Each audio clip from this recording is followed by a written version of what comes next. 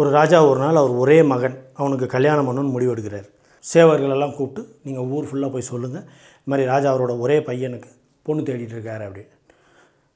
So அந்த குறிப்பிட்ட தேதியில் எல்லோரும் அந்த நாட்டில் உள்ள எல்லா அழகான பொண்ணுங்களும் தங்களை எவ்வளோ அழகாக ட்ரெஸ் பண்ணிட்டு வர முடியுமோ வந்து எல்லோரும் அந்த அரண்மனையில் ஒன்று சேர்ந்துருக்காங்க. ராஜா வரார், வந்து இந்த மாதிரி சொல்கிறார், என் பையனுக்கு நான் திறமையும் தகுதியான ஒரு பொண்ணை நான் தேடிக்கிட்டு இருக்கேன், உங்களுக்கெல்லாம் ஒரு போட்டி வைக்க போகிறேன். இந்த போட்டியில் யார் ஜெயிக்கிறீங்களோ அவங்க தான் என்னோடய மருமகளாக நான் சூஸ் பண்ண போகிறேன். ஸோ ராஜா என்ன பண்ணுறாரு, எல்லாருக்கும் கையில் விதையை கொடுக்குறாரு. எல்லோரும் இந்த விதையை வச்சுட்டு என்ன பண்ண போகிறோம், இந்த விதையை இது எதுக்கு விதையை கொடுத்துருக்காரு ராஜா அப்படின்னு எல்லாம் ஒருத்தர் ஆச்சரியமாக பார்த்துக்கிறாங்க. உடனே ராஜா சொல்கிறார், 3 மாதம் கழித்து நீங்கள் இங்கே வாங்க, யாரோட விதையிலேருந்து செடி நல்லா வளர்ந்துருக்கோ செழிப்பாக வளர்ந்துருக்கோ அவங்கள தான் நான் என்னோடய மருமகளாக சூஸ் பண்ண போகிறேன் அப்படின்னு சொல்லி ராஜா சொல்கிறார்.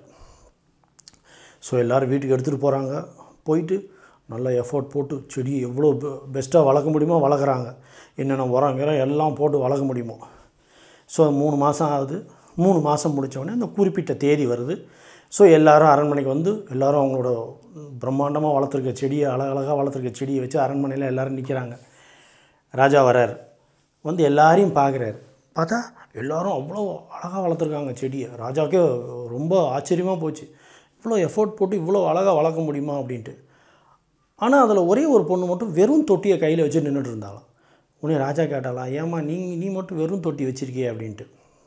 அந்த பொண்ணு சொன்னாலாம், என்னால் முடிஞ்ச வரைக்கும் நான் முயற்சி போட்டு பார்த்தேன், பட் அதுலேருந்து ஒன்றும் வளர்கிற மாதிரி தெரியல, அதனால் நான் அப்படியே எடுத்துகிட்டு வந்துட்டேன் அப்படின்ற மாதிரி சொல்லும்போது ராஜா அந்த பொண்ணை பார்த்து சொன்னாராம், நீ தான் என் பையனுக்கு சரியான மனைவியாக இருப்ப, சரியான துணையாக இருப்ப அப்படின்னாரோம். எல்லாருக்கும் ஒரே ஆச்சரியம். எல்லோரும் ஒருத்தர் பார்த்து பேசிக்கிட்டேன், இன்னும் நம்ம இவ்வளோ செழிப்பாக வளர்த்துட்டு எடுத்துகிட்டு வந்திருக்கோம், பட் ராஜா எப்படி சொல்லிட்டாரு அப்படின்னு.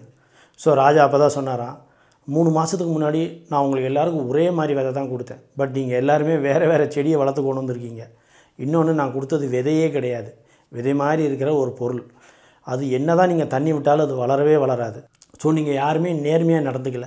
இவளோட நேர்மையை பார்த்து தான் நான் இவளை செலக்ட் பண்ணியிருக்கேன். இவள் ஒருத்தி தான் நேர்மையாக நடந்திருக்கா.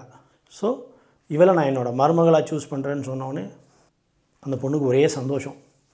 இந்த மாரல் ஆஃப் த ஸ்டோரி, எந்த ஒரு சூழல்லையும் நம்ம நேர்மையாக இருந்தோம்னா நமக்கு கிடைக்கணுன்னு இருக்கிறது கண்டிப்பாக கிடைக்கும்.